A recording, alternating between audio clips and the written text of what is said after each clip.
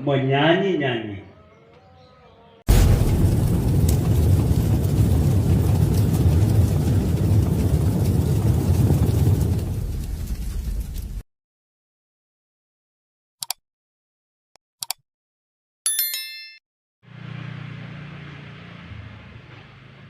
Luar biasa maunya Tuhan ya. Jangan lagi kamu saling mendustai. Jangan ada dusta di antara kita ya. Karena kamu sudah menanggalkan manusia lama serta kelakuannya. Luar biasa. Ayat ke-10. Dan telah mengenakan manusia baru yang terus-menerus diperbaharui untuk memperoleh pengetahuan yang benar menurut gambar Khaliknya, gambar penciptanya. Ini Bapak Ibu, bahwa di dalam Yesus Kristus yang bangkit, kita dibangkitkan dari kehidupan lama, kehidupan berdosa, langsung diberi identitas manusia baru. Manusia baru yang diberikan kemampuan untuk memperoleh pengetahuan yang benar supaya kita semakin hari semakin seperti yang direncanakan sejak dunia diciptakan. Manusia diciptakan segambar dan serupa dengan penciptanya.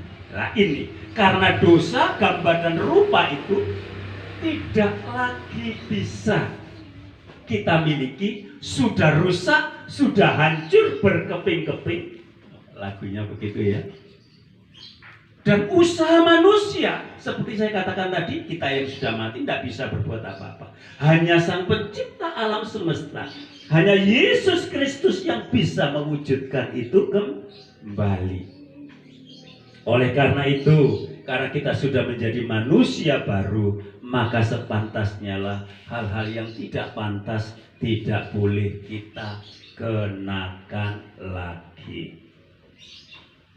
Paskah menjadi kebangkitan kita, harapan baru kita untuk kita boleh semakin hidup mulia. Amin. Semakin hidup mulia. Oleh karena itu tidak pantas kalau kita sekarang membeda-bedakan, kamu Nias, saya Jowo, kamu Kupang, kamu Sumba. Nias, Sumba, Kupang, Blitar, Malang, Panjen, podo wae kabeh ya. Semua sama berharga di mata Kristus Tuhan. Dan siapapun kita, asalkan kita mau bertobat dan percaya kepada Yesus, dosa diampuni, kita dijadikan suci dan benar, kita diangkat menjadi anak-anak tebusan, dan kita dilayakkan untuk pegang kunci kerajaan surga. Amin. Ini kebahagiaan kita. Karena itu kita tidak boleh lagi diskriminasi ya. Tidak boleh membeda-bedakan siapa saya, siapa kamu. Ya. Kita ini adalah pribadi-pribadi yang dipilih oleh Allah, dikuduskan oleh Allah di dalam Yesus Kristus. Kita dikasihi, oleh karena itu pantaslah bagi kita untuk hidup dalam belas kasihan, dalam kemurahan. Saya senang sekali tadi begitu masuk rumah disambut dengan teh panas sama Putri Malu atau Putri Ayu Bu tadi Bu? Oh Putri Ayu bukan Putri Malu. Dan ada itu Putu Ayu, ada bunder tengah bolong, nek dicakot kayak enak itu ya. Lambang sepenuh hati, murah hati menyambut kami. Terima kasih Ibu. Keluarga besar Mas Tono, memang Mas Toni keluarga besar.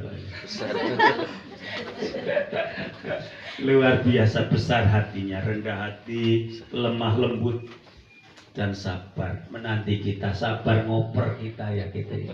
Terima kasih. Inilah yang disebut mencari perkara yang di atas. Dia sudah di bawah, sedang di bawah, tapi mencari perkara di atas. Terima kasih Ibu, Gusti berkati. Terima kasih saudara-saudara dari Malang.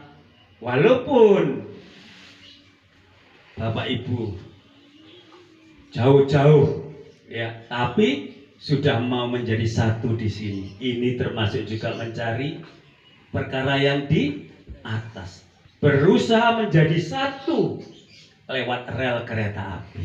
Begitu ya. Luar biasa penyatu kita ini ya, rel kereta api. Untung Mas Tono nggak ikut tuh tadi. Kalau Mas Tono ikut, wah, mirip sebelah. Begitu ya Mas ya? Iya. Baik. Hidup bersaudara, hidup bersama itu memang sangat sulit ya. Apalagi ketemu yang namanya Joko. Wah, wis sulit itu. Tetapi Alkitab berkata loh ya, sabarlah kamu terhadap Joko. Ayat 13. Nek gak sabar cepet tuwek. Gitu ya. Marah terus, tapi puji Tuhan tadi dikatakan sudah menanggalkan dan meninggalkan kemarahan. Jadi yang adalah senyum penyambutan. Terima kasih. Kalaupun Joko punya salah di ayat 13, ampunilah ya.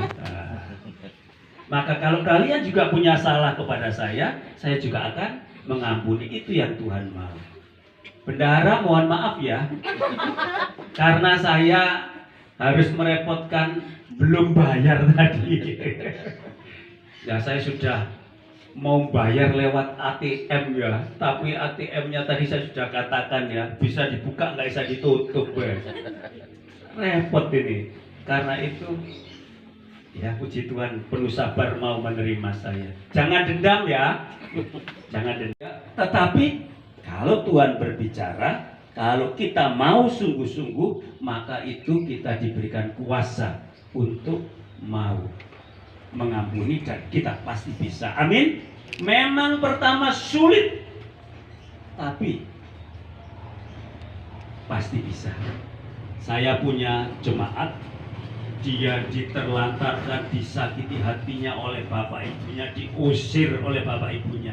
Sekarang saya ajak dia untuk memaafkan orang tuanya. Dia katakan, sorry Mike, sorry Pak, gak iso aku Pak. Sulit. Karena apa? Setelah saya teliti kesulitannya apa, dia sendiri bermasalah sama Tuhan.